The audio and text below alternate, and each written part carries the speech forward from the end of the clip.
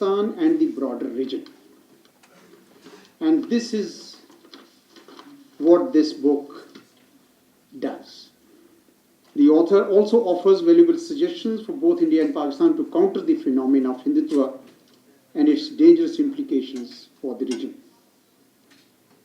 May I extend my commendation to the author for writing such a topical and relevant book. Hali Sahib and I became friends when he was an anchor person in PTV World, General Ehsan-ul-Haq, who has distinguished himself as a scholar general. He is well recognized at home and abroad for his incisive analyses and sharp intellect. Thank you, General Sahib, for accepting our invitation. You have always been kind and responsive to the Institute and make us proud. I would also like to welcome, on behalf of the Institute and out of government. He brings to the table keen observations and treasured advice based on his varied experience in the private sector and as part of the government of Pakistan. Mr. Memon, thank you for welcoming Ambassador Ashraf Jehangir Qazi, who is not only an illustrious senior to me in the Foreign Service of Pakistan, but also here in the Institute, which he served with great distinction as its Director General. While the author, the speakers, and the chief guest would comment on the contents of the book, I'm sure the audience would also like to hear from them how they see what's happening in India post-Pulwama incident. The warmongering and hysteria being whipped by the Indian leadership and indeed the Indian media is touching dangerous levels. Our Prime Minister has given a highly mature and measured response yesterday. It would be our hope that instead of leveling baseless and knee-jerk allegations, Indian leadership would reflect and introspect on what its policies are doing to India and endangering the entire region. The policies of hatred born out of philosophy of Hindutva, the use of ruthless force against hapless Kashmiris, and the persecution of Muslims and other minorities in India. Ladies and gentlemen, once again, let me thank you all for coming here and gracing this important event. And I do hope that this session would enrich us all with a deeper understanding of an important, though extremely dangerous phenomena of Hindutva gripping our eastern neighbor. And with those words, I invite, do I invite the author, or you want to introduce him? Yeah, you'll do that. All right. Thank you very much, gentlemen, ladies.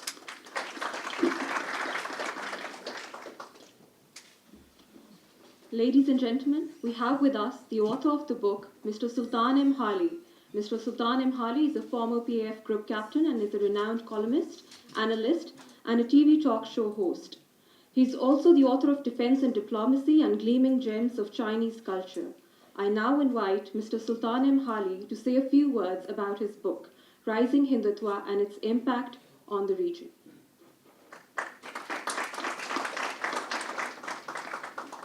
Opportunity to write on such a sensitive subject.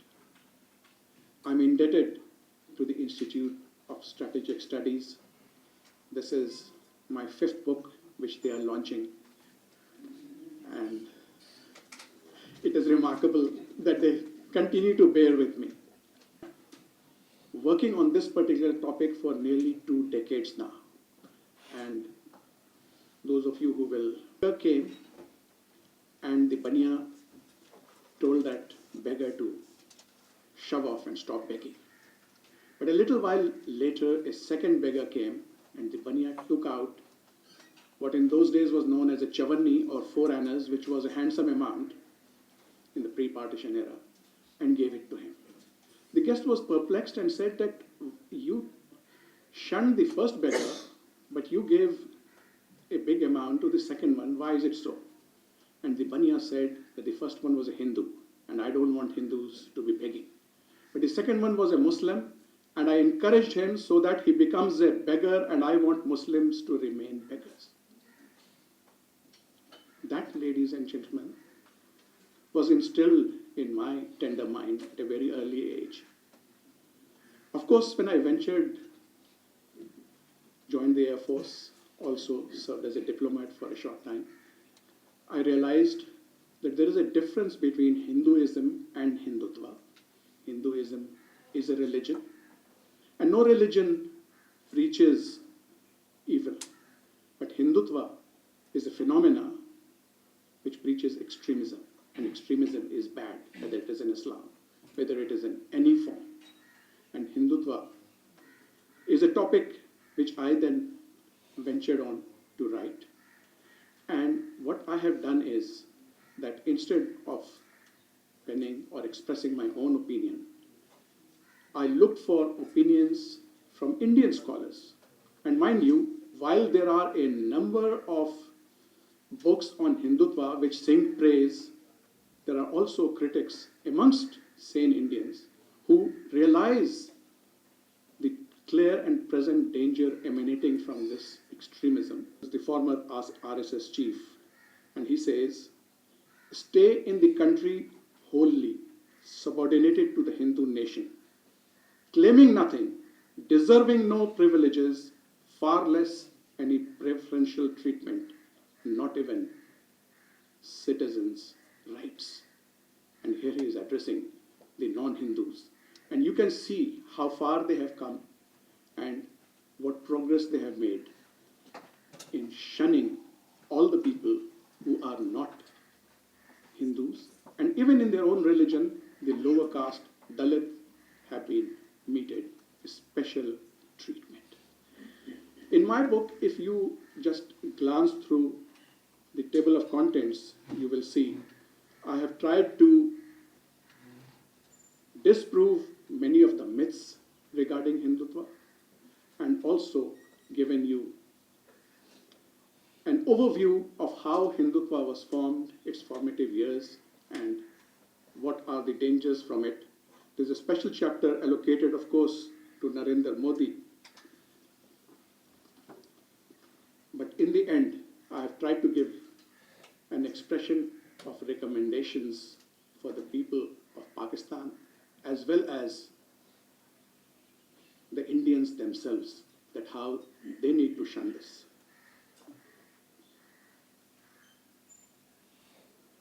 Golwalkar, in his book, A Bunch of Thoughts, which was published in 1968, he writes, everyone born within the territory of India is not a nationalist. The nation is defined by a common religion. So there is the crux of the thought. And of course, there are people who are hard critics. There is Julio Ribeiro, a renowned retired IPS officer who served as the Mumbai Police Commissioner as well as the Deputy General Police of Gujarat and DGP Punjab. And he also served as the Indian Ambassador to Romania. In his book, he expresses anguish, which was published in 2015, and he says, today, in my 86th year, I feel threatened, not wanted, reduced to a stranger in my own country. The same category of citizens who had put their trust in me to rescue them from a force they could not comprehend have now come out of the woodwork to condemn me for practicing a religion that is different from theirs. I am not an Indian anymore, at least in the eyes of the proponents of the Hindu Rashtra. Julia Ribeiro, you must have guessed, is a Christian. But about Hinduism, and of course, while we draw a clear distinction between Hindus and Hindutva, Al-Biruni in 1017 traveled to South Asia and authored a study of Indian culture titled Tahqiq al-Hind min Muqbala fil al-Aql aw Muzul. And after exploring the Hinduism practiced in India, Al-Biruni made an impartial and unbiased assessment of the Hindu mindset, which has been quoted by Jaswant Singh in his book on Jinnah. And I quote from there, The Hindus believe that there is no country but theirs, no science like theirs. They are haughty, foolishly vain, self-conceited, and stolid. They are, by nature, niggardly in communicating that which they know, and they take the greatest possible care to withhold it from men of other caste among their own people. Still much more, of course, from any foreigner. Now, while I speak, and I would like to say, I told you so, with reference to what is happening post-Pulwama, I find it shocking, and I wish it hadn't happened.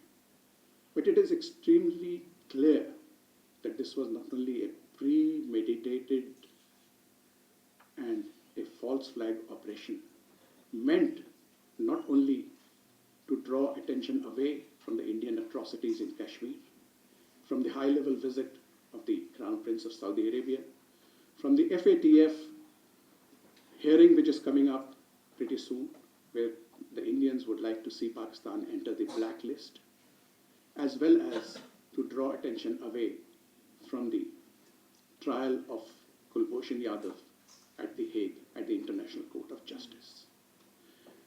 We are dealing with an enemy which is not rational, which can go to any extent. So for that, we have to be very prepared. And as the Director General rightly mentioned, that the Prime Minister yesterday made a very clear and concise observation and minced no words. I happen to appear on Indian television channels nearly every night. I'm browbeaten by generals with froth coming out from their mouth, by former ambassadors, by members of the BJP, as well as the Congress, who are threatening fire and brimstone and the worst consequences for Pakistan. But I only hope and pray that good sense prevails, and I would not like to say, I told you so, through my book. Thank you so much. Ambassador Khalid Mahmood Saab, Ambassador Azad Ahmed Chaudhry Saab, Senator Nisar Memon Saab, Ambassador Jehangir Qazi Saab, Assalamu alaikum and a very good morning.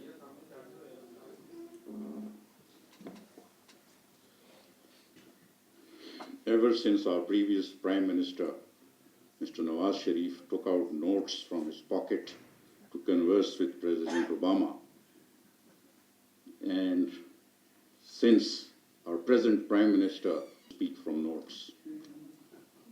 But I thought, given the serious nature of the deliberation today and the enormous effort that Hali has put into this commendable book, I must formally jot down my views and consult those notes. I owe it as a mark of respect to this august gathering and to my co-panelists, and most of all to Hali, and giving us the opportunity to be part of today's deliberations. I would particularly like to commend and felicitate Hali for writing a book on a subject that is of enormous relevance and competently addresses a subject that is of crucial significance for the region, particularly Pakistan. All the more important is that there has been a serious dearth of studies and analysis of India in Pakistan, given the history, current relations, and future projections. India's impact on Pakistan and the regional situation will be dominant and critical. Despite this obvious fact, our understanding and perceptions of India, and let me say it bluntly, are cursory, based on cliches, stereotypes, or inadequate study. contrary, the existential challenges that India poses us require that Pakistan should be the base of the most accurate, current, and comprehensive research on India. Besides the obvious study of the prevalent politico-strategic environment, we need to focus on the somewhat overlooked Indian socio-cultural environment, which is in a transformational evolution, as well as the Hindu faith and many aspects of the complex Indian scene. This is even more essential as the generation that had lived in pre-partition or pre-independence India are now in the twilight zone. From this perspective, we all need to be grateful to Hali. The question is, and I was thinking about this as I was coming here and I noted it down in my car. The question is that these writings should have probably happened much earlier. But I hope this book triggers greater scholarship and far more focus on what is happening around us and what is happening in India. BJP's ascent to power in 2014 with Prime Minister Narendra Modi, a known fanatic pracharak, at the helm of affairs, the oppressive traits of Hindutva and its implementation by the radical adherents have evoked profound anxiety in India and beyond India. There is increasing interest to fathom the true nature of Hindutva's fascist ideology, its impact on the Indian socio-cultural environment and internal dynamic. It is also of enormous concern regionally as well as on the international plane. With the veneer of Gandhian non-violence and Nehru's secularist facade cast aside, New Delhi's belligerent quest for regional hegemony and global power ambitions in this extremist ideological frame have ominous geopolitical implications, particularly for Pakistan.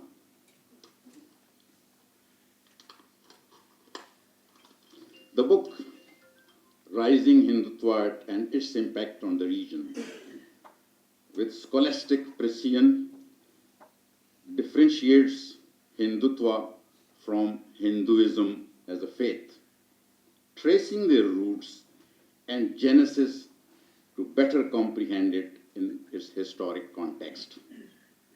This well-researched book, while carefully discarding a number of myths regarding Hindutva, objectively highlights the real motivations, aims, aspirations, and machinations of the Sangh Parivar, which is the family of the Hindu nationalist organizations. A notable feature of Hali's observations, analyses, and conclusion is that these are based on research work and books authored by Hindu writers and commentators. This is very important because it lends the narratives objectivity and obviates any possibility or charges of biases. The research, after careful analysis, brings forth and consolidates the evidence on the intolerance inherent in Hinduism, but its accentuation into extremist interpretation, which is Hindutva. It also convincingly unmasks the draconian terror agenda of Hindutva and the consequent mainstreaming of the crassest form of communalism in the Indian body politic.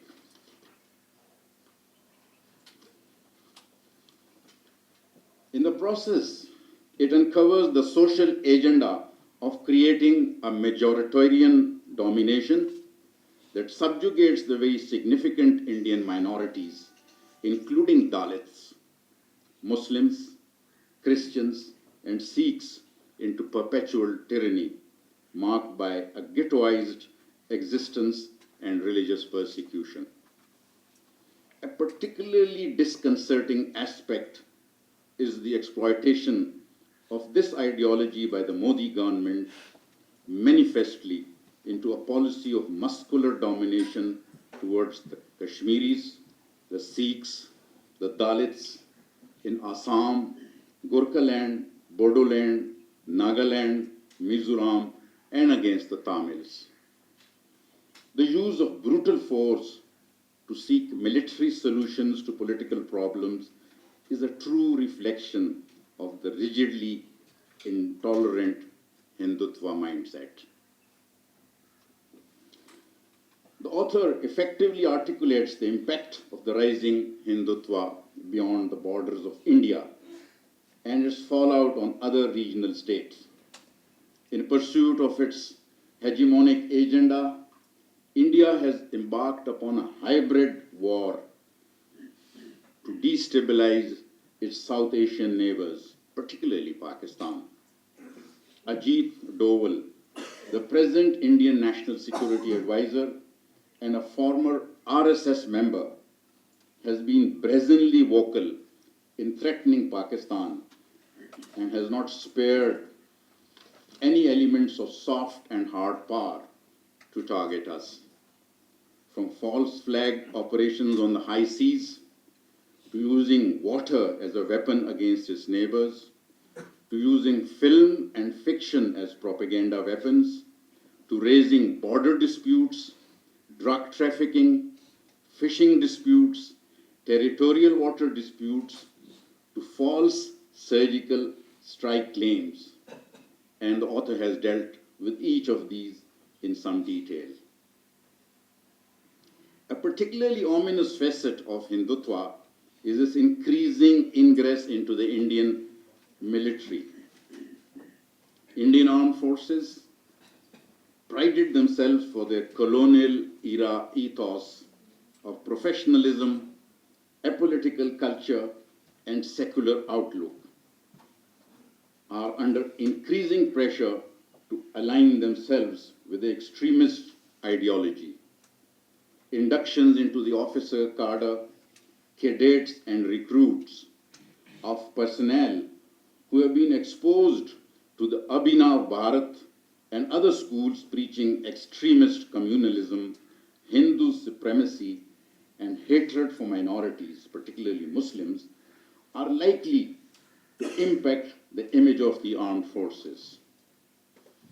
A more critical concern that we should have, and the international community should have, is the worldview and strategic culture of the armed forces of a nuclear power that has been flaunting its recently acquired nuclear triad. It is indeed ironic that the Western powers who have promoted the Indian narrative of extremist threat to Pakistan's nuclear weapons are shying away from indicating this dangerous threat in India. Narendra Modi, the modern face of Hindutva India, has been adequately dealt in the book. His penchant for distorting history, be it the creation of Pakistan, the Indo-Pakistan wars of 1965 and 71, mythical claims of ancient Hindu technology have repeatedly been debunked. However, attempts to reshape Indian national identity in accordance with their Hindutva beliefs continue unabated, as witnessed in the recent spate of changing the historic Muslim names of cities.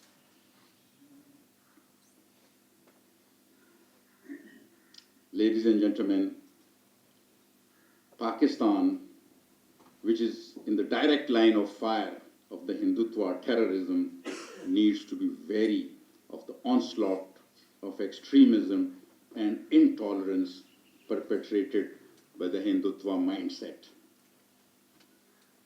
The current situation post-Pulwama is not surprising. In my view, this is a natural outcome of the 5 years of Hindutva at work in India. Pakistan and the people of Pakistan and the decision makers in Pakistan must never underestimate the adversary. There is a certain well-meaning naivety in work in Pakistan for a long time, right since I was in uniform, which is of the opinion that our good actions, our good intentions will probably change the attitudes in India. I call it well-meaning naivety.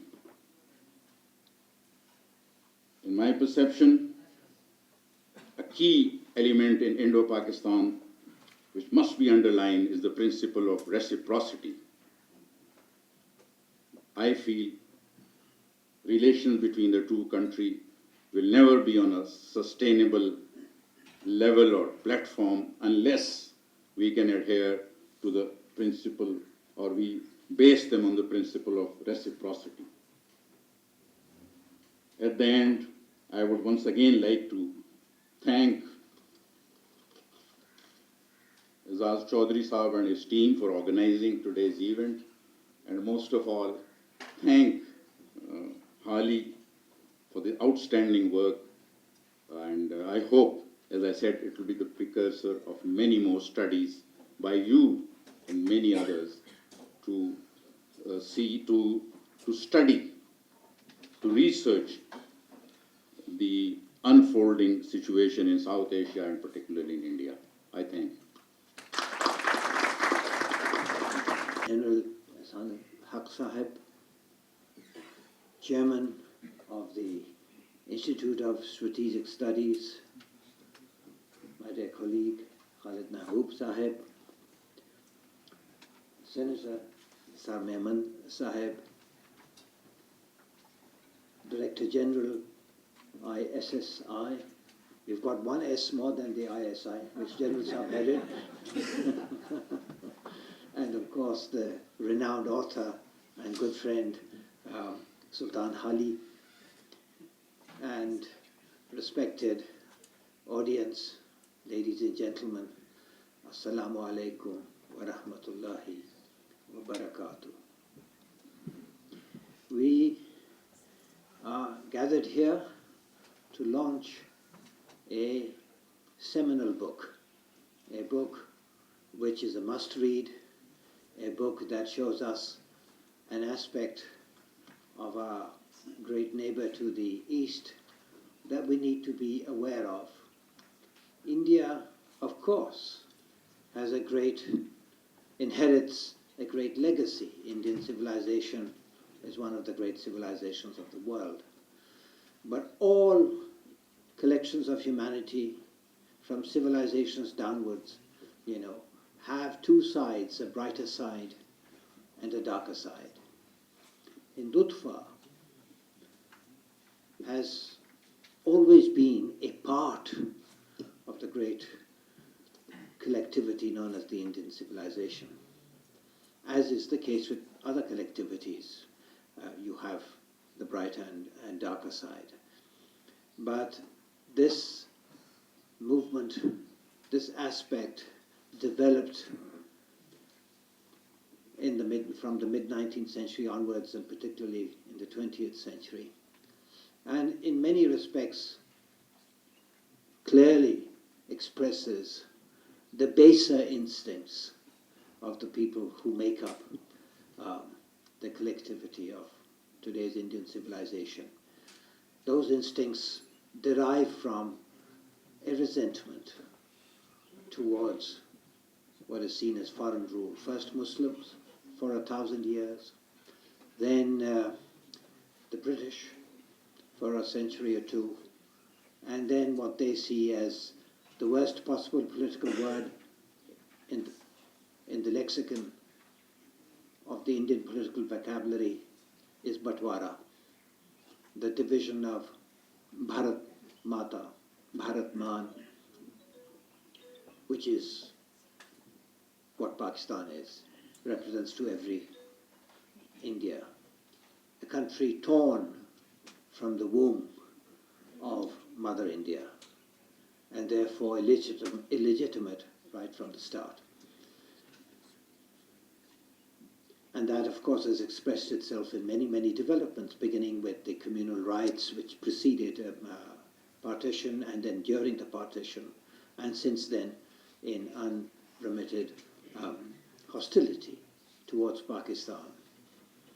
An Indian scholar, Shri Ram, Kari Shri Ram, quite aptly noted that the login of the Modi government is development, but the password is Hindu. And we see this in other societies also. But what Ali Saab has done is to trace the emergence of Hindutva, or the Sangh Parivar, as General Saab referred quite correctly to the family of Hindu nationalist parties, the RSS,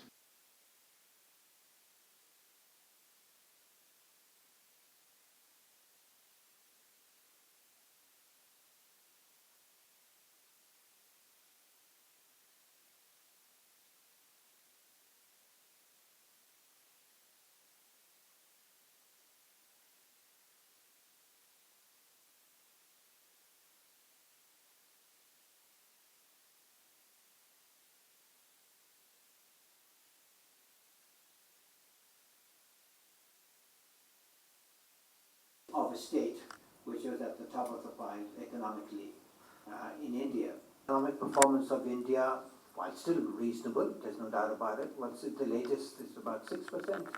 A larger increase for China than an increase for India. India has Pakistan. So we now see what Pakistan. And we have taken a very rational position, understanding Pakistan's position in the event of an Indian attack, so that they can attack and Pakistan will be prevented from responding because of the fear that Pakistan's conventional lower threshold makes it a much more dangerous nuclear country.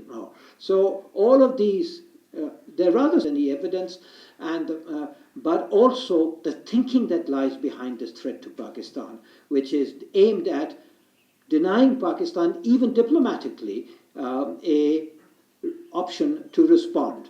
Therefore, it was very appropriate of the Prime Minister last night to say, we will not even think about a response. We will implement a response the instant India does anything. That's strong language. Now, Prime Minister is known to stick to what he says, and therefore India will need to be made aware by the international community that you are following a most dangerous path, particularly by putting yourself in a position from where you can't climb down. Now, in return for that, they may well ask Pakistan to do something to diffuse this situation. Maybe something with regard to some organizations in Pakistan. But one of the things that we do need to consider is the fact that this false report that is attributed to the JEM in Pakistan, that it has claimed responsibility. If anybody has claimed responsibility, it's from inside Indian occupied Kashmir. And the JEM may have a group, a branch there, or some people who subscribe to it, but the JEM in Pakistan has made no statement as is being alleged. But it is important for the JEM to come out publicly and say, we have neither made the statement, nor is this an attack that has been planned by us, and it is not a cross-LOC incident. It is an indigenous development as a result of specific Indian actions which have brought which have come to the notice and concern of the United Nations Human Rights Commission and other international bodies which have expressed their concern about the human rights situation in Kashmir. So this is a time where our diplomacy is in full swing to counter the Indian strategy, and our military needs to be absolutely alert because Prime Minister Modi has put himself in an impossible situation, and that is what is where we are. We hope that India will see better sense and that we can then follow the Prime Minister's lead in extending his hand and initiating Kartarpur and saying that we just give us the evidence. If there is anything in it, you will see that we will take action and all. And so the world needs to understand Pakistan's point of view and the danger that is inherent in India's position. And Hali's book has come out at an extremely appropriate time because what we are going through. Ambassador Khalid Mahmood, Ambassador Chaudhry, Ambassador Qazi, and of course Group Captain Hali. Excellencies, ladies and gentlemen, it's a pleasure for me to be at the Institute, which I consider always as a place of learning, a great learning for us.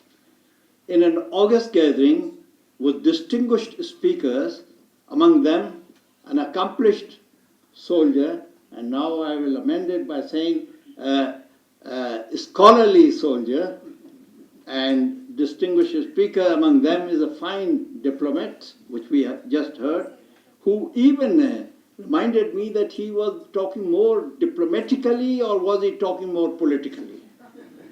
Anyway, and the man of letters that are here, on an occasion which I think is a very auspicious occasion, is a very responsible word I'm using, of a book launch, because it's auspicious, because it comes at a time when such a reminder is absolutely necessary, not only for the Pakistanis, but for the Indians, but for the world to remember who are we dealing with at this point in time. Which governments are we dealing? Governments both of Pakistan and of the Indian government. Now, ladies and gentlemen, I have a great advantage that I can just say nothing but one word. Say, I agree with what have been spoken earlier, and I say ditto, and I say thank you so much, and I come back here. But in respecting Group Captain Hali, I am obliged to say a few words. And by the way, remember, when I say a few words, you must remember that I have been in politics, and old habits, they don't die. So I'll say a few words, which also could mean few phrases. It could also mean few sentences. It could also mean few paragraphs, so be ready with that. Various aspects of Hindutva has been addressed in the book, but I shall briefly comment on Hindutva and Hindus, which has been commented very extensively, so I'll have to avoid talking about the details which have been already presented to avoid duplicacy. Security and intelligence, water and climate change, and India and its neighbor.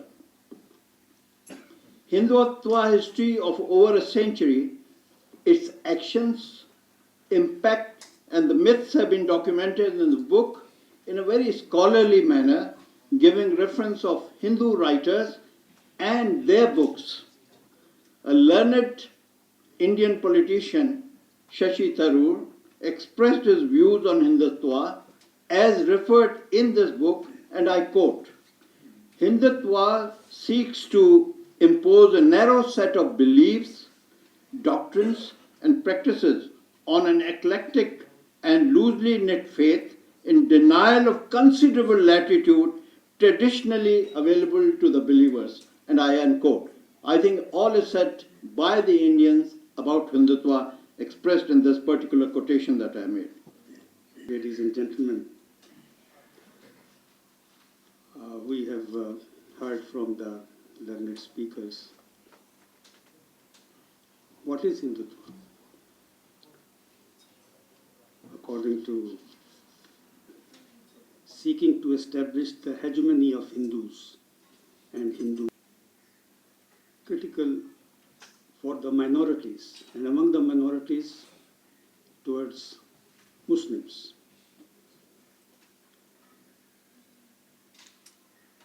See, in fact, this thinking was evident even before the establishment of Pakistan.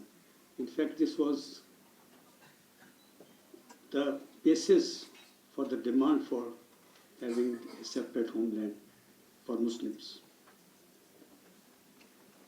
Now, not a single year passes without there being a major anti-Muslim riot in India. Of course, we remember only some of those incidents and then memory fades away.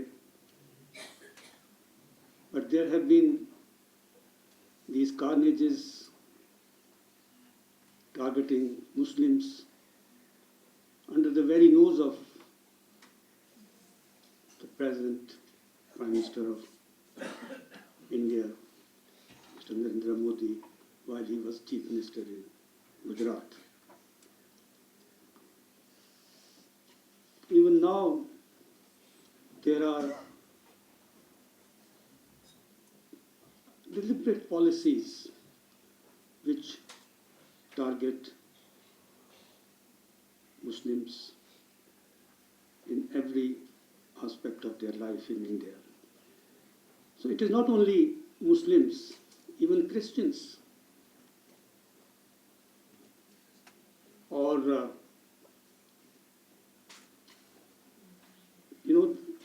there are instances of the priests being pulled out of churches and being killed along with the members of their families. Sikhs have not been spared. I mean, the Operation Blue Star in the Golden Temple in Amritsar is still reminiscent of the targeting of Sikhs who joined the Hindus in at the establishment of, at the time of partition. Even among the Hindus, the Dalits, the lower castes, they are not even spared from this discriminatory treatment. So one implication is towards the minorities. Second is what's happening in Kashmir. In Kashmir, again, it is the Muslims, Muslim Kashmiris, who suffer the most. And I will not go into detail, but all the atrocities being committed against the Kashmiris in the occupied Kashmir have been well documented by international human rights organizations, Human Rights Watch, Amnesty International, and now more recently by the High Commissioner for Human Rights of the United Nations. In fact, Hindutva is poisoning the whole, as I said, polity of India and its society. Of course, the situation has got worsened with the advent of Prime Minister Modi. Now, what was sometimes hidden has come out in the open.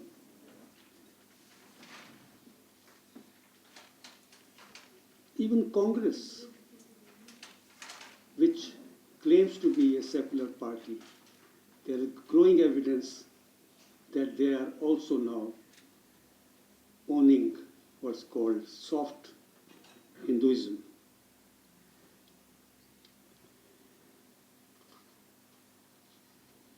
But externally, Hindutva's deleterious effect becomes evident in its policies towards Pakistan. We are all aware that how much hatred has been spewed in India against Pakistan. recently there was a mood of legal fraternity in India, and one of the leading advocate of Pakistan just returned from after attending that meeting. He said he was thinking this is a meeting of learned people, of people of legal minds, but there also that he felt animosity, hostility towards Pakistan. So this Hindutva has poisoned the minds of the Indian society so much that there is, as we have seen now in post-Pulwama, that this knee-jerk reaction in India at every level to target Pakistan for anything which goes wrong there. But unfortunately, what's happening in India is not an isolated development. This exclusionism,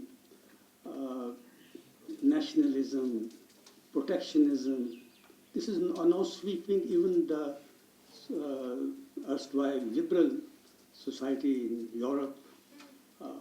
Those parties which used to be on the margins, they have now become, they have joined the mainstream, and even in some countries they now also, like India, are at the helm of affairs. So this is a really very dangerous development, particularly as it impacts on Pakistan.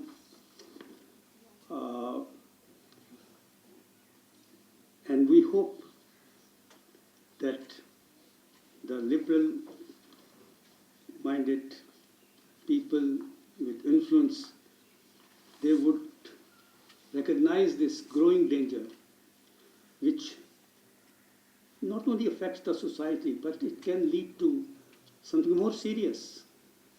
As Ambassador Qazi pointed out, that how the recent developments carry the danger of escalation, even escalation to the nuclear level.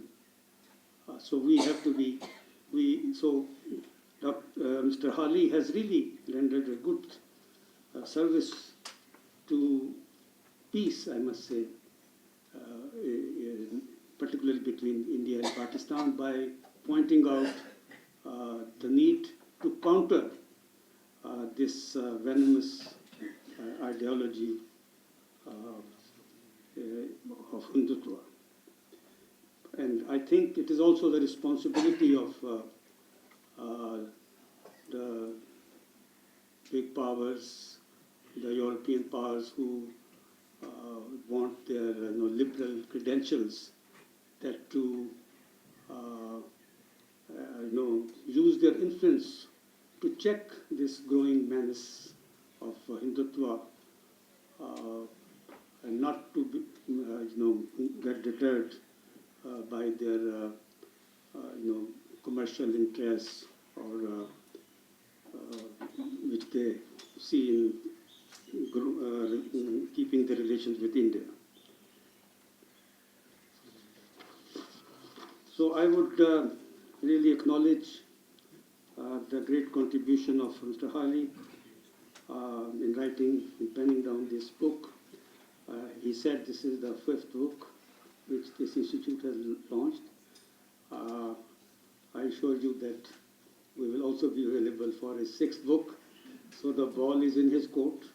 And with these words, I really thank all of you for coming to this event organized by the Institute.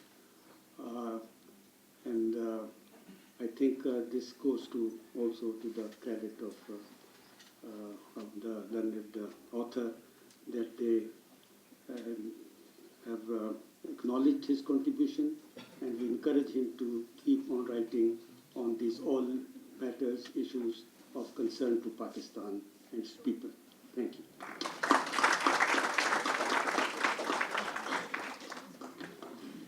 Ladies and gentlemen, I thank you all for attending this book launch. Please join us for tea and coffee at the back. And Mr. Sultan M. Hali is available for signing the book. If you just give me a moment, I want to mention the rationale behind requesting the gentleman who not only spoke here today, but also a book of this nature or the subject of its sensitivity. In fact, I went and presented a copy of it to the Chinese ambassador, and he said that he has been the ambassador of China to New Delhi, and he was surprised that so far nobody in Pakistan had ventured on writing on this very sensitive subject. So I thought that there are three different categories who need to express their opinion. First of all, a politician, and amongst the politicians, I thought Senator Nisar Memon, who's not only been the chairman of the Defense Committee of the Senate, as well as on the water bodies, to be most relevant to express his opinion in writing the introduction of the book. I thought a general is required, and a general not more capable than General Ehsan, who has been the Director General of ISSI, who has been the Chairman Joint Chief of Staff, who has been the Corps Commander of No. 11 Corps, which was at the helm of affairs when 9/11 took place. And of course, I thought a diplomat opinion is a must, and a diplomat par excellence like Ambassador Ashraf Jehangir Qazi, who has served in India, who has rubbed shoulders with people like Advani and so many others, and he has done justice. All three of them have not only read the book, I believe, word to word, page to page, but have expressed their opinions in the book as well as today. I must thank all three of you, sir, and once again, the Institute.